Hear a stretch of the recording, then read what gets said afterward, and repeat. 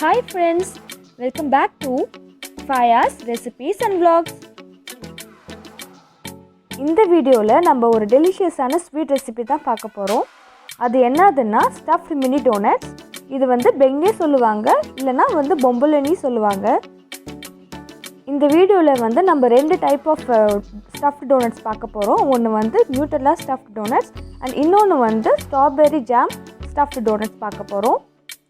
இது எல்லாருக்குமே ரொம்ப பிடிக்கும். குழந்தைங்கலேருந்து பெரியவங்க வரைக்கும் ரொம்ப விரும்பி சாப்பிடுவாங்க. இதுக்கு மேலே ஐசிங் சுகர்லாம் வச்சு டஸ்ட் பண்ணுறதுனால இது சாப்பிட்றதுக்கு ரொம்ப சூப்பராக இருக்கும். அண்ட் வாயில் வச்சதும் அவ்வளோ சில்லுன்னு இருக்கும்.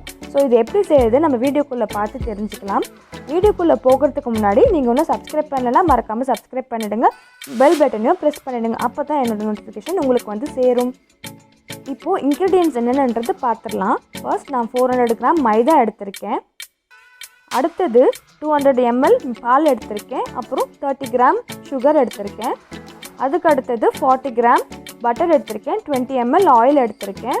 அப்புறம் 1 ஃபுல் எக், அப்புறம் 2 முட்டையோட மஞ்சக்கரு எடுத்திருக்கேன். அப்புறம் 1 பேக்கெட் வெனிலா சுகர்.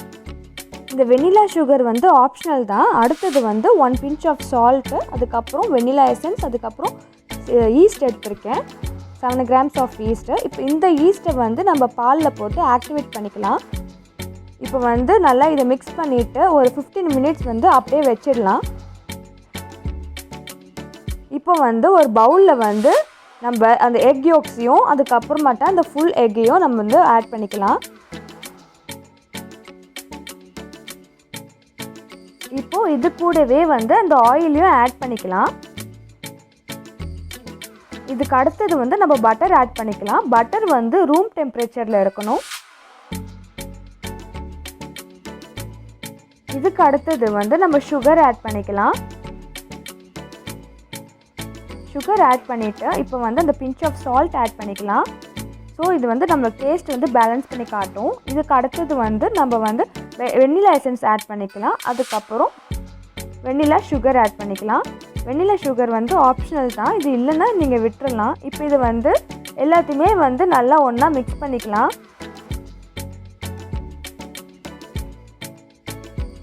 இப்போ இது நல்லா மிக்ஸ் பண்ணியாச்சு. இப்போ நம்ம எடுத்து வச்சுருக்கிற மைதாவை கொஞ்சம் கொஞ்சமாக இதை ஆட் பண்ணிக்கலாம்.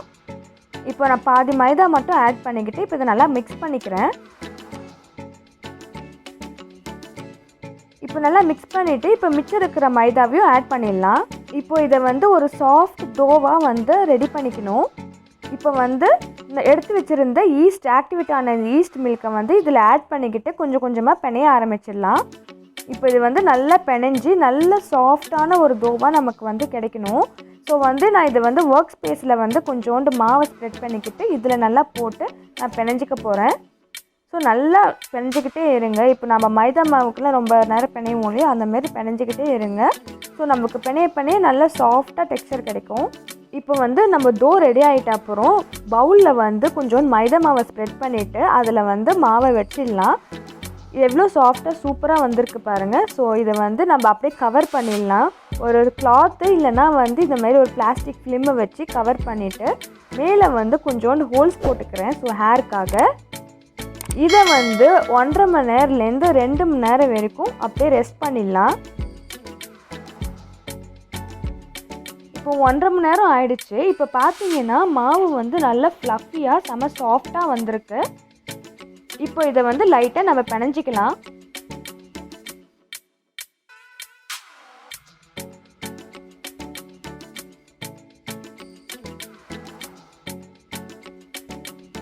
இப்போ நான் ரெடியான தோவை நல்லா ஸ்ப்ரெட் பண்ணிக்க போகிறேன். அதாவது நல்லா உருட்டிக்க போகிறேன். நல்லா பெருசாக உருட்டிக்கணும். ரொம்ப மெலிசாக உருட்டிடக்கூடாது. சப்பாத்தி அந்த மாதிரிலாம் உருட்டிடக்கூடாது. ஓரளவுக்கு கொஞ்சம் 1/2 இன்ச் அளவுக்கு திக்னஸ் இருக்கணும். ஸோ ஒர்க் ஸ்பேஸில் மாவு கொஞ்சம் டஸ்ட் பண்ணிவிட்டு இப்போ நல்லா நான் உருட்டிக்க போகிறேன்.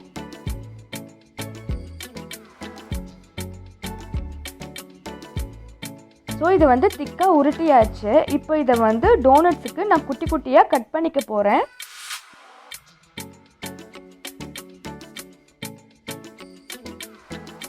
இந்த டோவில் உங்களால் எவ்வளோ டோனட்ஸ் கட் பண்ண முடியுதோ அவ்வளோ டோனட்ஸ் கட் பண்ணிக்கோங்க.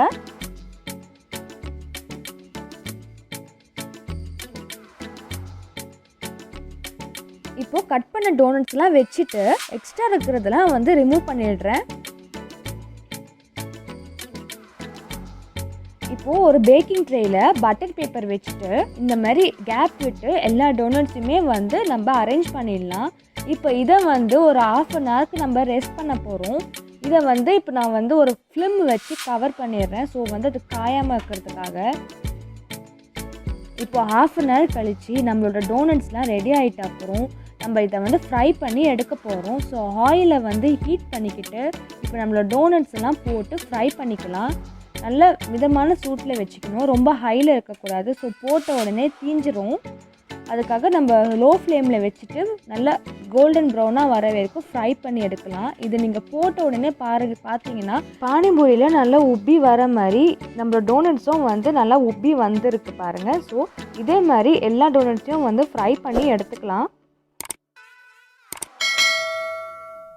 இப்போது நம்ம நெக்ஸ்ட் ஸ்டெப்புக்கு போகிறோம், அதாவது ஃபில்லிங்கு. இதுக்கு வந்து ஐசிங் சுகரும் நியூட்டெல்லாவும் எடுத்துக்கிறேன். அதுக்கப்புறம் வந்து ஸ்ட்ராபெரி ஜாம் எடுத்துக்கிறேன்.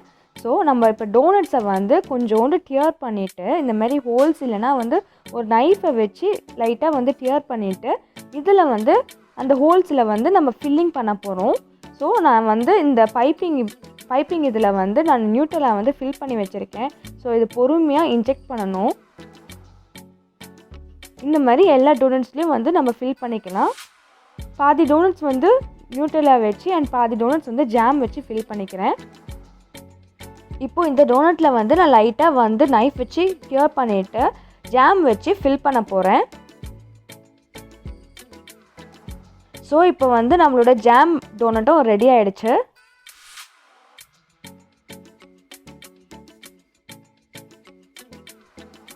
இப்போ நெக்ஸ்ட் ஸ்டெப்பு வந்து நம்ம டோனட்ஸ் எல்லாத்தையுமே வந்து ஐசிங் சுகரில் வந்து டிப் பண்ணி எடுக்க போகிறோம். ஸோ ஒரு டோனட்ஸுமே வந்து இந்த ஐசிங் சுகரில் வந்து டிப் பண்ணி எடுத்துக்கலாம். இந்த டோனட்ஸ்லாம் வந்து இந்த ஐசிங் சுகரில் டிப் பண்ணுறதுனால இது நம்ம சாப்பிடும் போது ஒரு சில்லான ஒரு ஃபீல் கிடைக்கும். ஸோ அது ரொம்ப யம்மியாக இருக்கும். இப்போ நம்மளோட எல்லா டோனட்ஸுமே வந்து டஸ்டிங் பண்ணியாச்சு. நான் இப்போ இதை கட் பண்ணி காட்டுறேன் பாருங்கள். நியூட்டெல்லாம் ஃபில் ஆகி எவ்வளோ சூப்பராக இருக்குது பாருங்கள். அடுத்தது இந்த ஜாம் டோனட் பாருங்கள் எவ்வளோ சூப்பராக ஃபில் ஆகிருக்குன்னு. இந்த ரெசிபியை ட்ரை பண்ணி பார்த்துட்டு எப்படி இருந்துச்சுன்னு மறக்காமல் கமெண்ட் செக்ஷனில் கமெண்ட் பண்ணுங்கள். இந்த வீடியோ உங்களுக்கு பிடிச்சிருந்தா லைக் பண்ணுங்கள். நீங்கள் இன்னும் சப்ஸ்கிரைப் பண்ணனா மறக்காமல் சப்ஸ்கிரைப் பண்ணிவிடுங்க. இன்னொரு இன்ட்ரெஸ்டிங்கான வீடியோவில் சந்திக்கலாம். Until then, stay tuned, stay safe, bye.